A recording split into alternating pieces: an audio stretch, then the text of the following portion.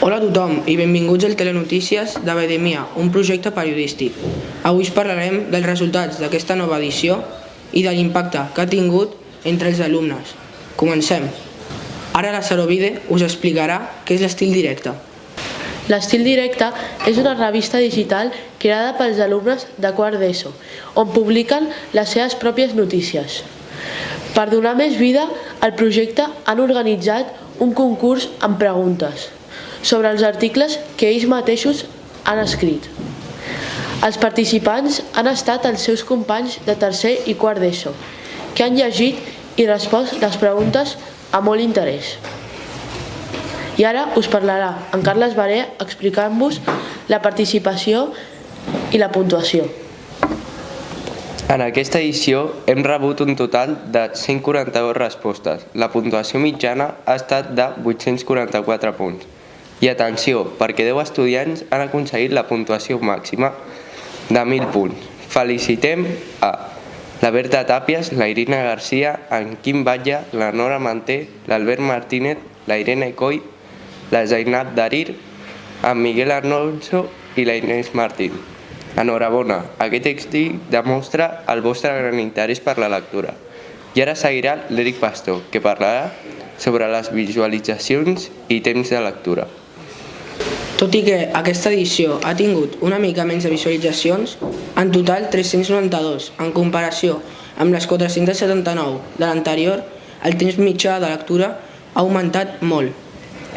Hem passat de 4 minuts a 14 minuts de lectura, una dada que ens indica que els lectors s'han implicat molt més amb els continguts. Ara us passo a la Sarovide, que comentarà el tema de les pàgines més llegides. Pel que fa a les pàgines més llegides, hi ha hagut un canvi important respecte a l'edició anterior.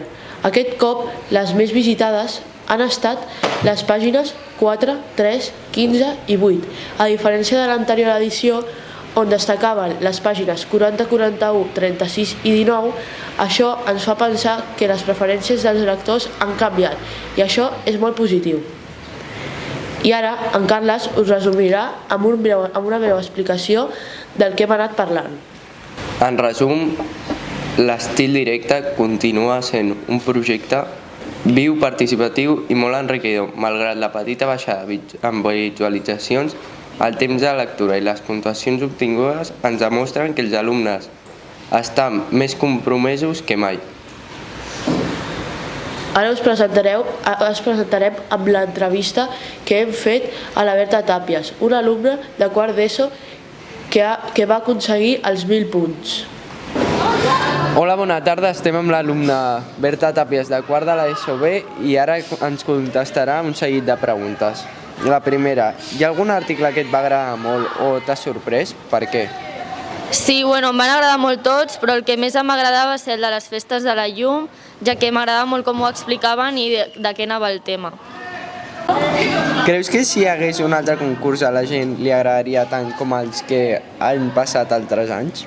Jo crec que sí, l'únic que potser estaria millor patrocinar-lo més, ficant-lo a l'Instagram. Així quan la gent veuen que s'anima més gent, doncs s'anima encara més.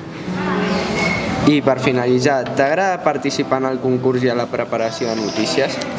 Sí, m'ha agradat molt, el treball que hem fet tots ha estat molt bé i doncs sí, ho he gaudit.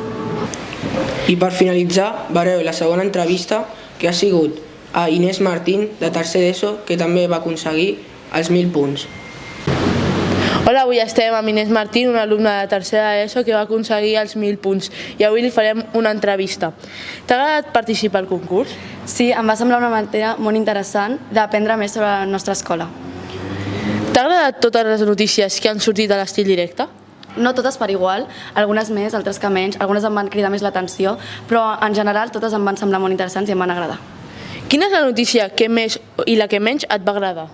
La que més em va agradar va ser les festes de la llum, ja que vaig poder reviure aquesta meravellosa festa que celebrem cada any, i la que menys va ser la de les novetats de secretaria, ja que em va semblar menys propera i simplement em va interessar menys. T'agradaria participar a fer una notícia? Sí, me sembla una manera que podria gaudir molt, ja que podria descobrir més sobre la nostra escola, investigar i, no sé, reviure tots aquells petits moments. Llavors, jo crec que sí. I recomanaries fer el concurs? Sí, perquè m'agradaria molt que la gent pogués gaudir tot el que vaig gaudir jo. Han informat els periodistes de l'Estil Directe Maristes Valldevià, Mataró.